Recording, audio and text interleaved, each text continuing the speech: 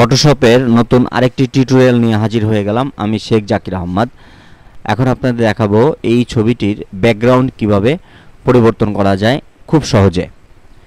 তো ব্যাকগ্রাউন্ড পরিবর্তন করার জন্য প্রথমে আপনি যে কোনো একটি সিলেকশন টুল নিয়ে চলে যাবেন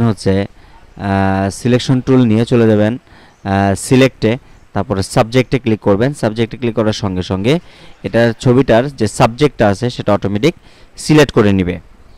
তারপর আমরা যেই ছবিটা সিলেক্ট করে নেবে, সিলেক্ট করার পরে আপনি ইনভার্স করবেন। সিলেক্টে ক্লিক করে ইনভার্সে ক্লিক করবেন। ইনভার্স মানে হচ্ছে উল্টা সিলেক্ট করবে, সে উল্টা সিলেক্ট করে ফেললো, এতটুকু সিলেক্ট করে ফেলেছে। এখন আমরা এই পিছনে কোন ছবিটা বসাতে চাই, আমরা এই ছবিটা বসাবো। তাহলে এটাকে আমরা কপি করলাম, কপিতে ক্লিক করার পরে আমরা আবার পুনরায় আগের ট্যাবে ফিরে আসলাম। এইখানে এসে আমরা এডিটে ক্লিক করে পেস্ট স্পেশালে গিয়ে পেস্ট ইনটুতে ক্লিক করব।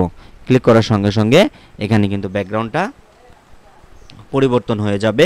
এরপর আপনি কন্ট্রোল টি অর্থাৎ ফ্রি ট্রান্সফর্মের মাধ্যমে ছবির কোন অংশটা দিয়ে আপনি ব্যাকগ্রাউন্ডটা চেঞ্জ করতে চাচ্ছেন সেটা আপনি এখানে সিলেক্ট করে দিবেন। এন্টার দিয়ে এখন আপনি জুম করে কাজটা দেখতে পারেন।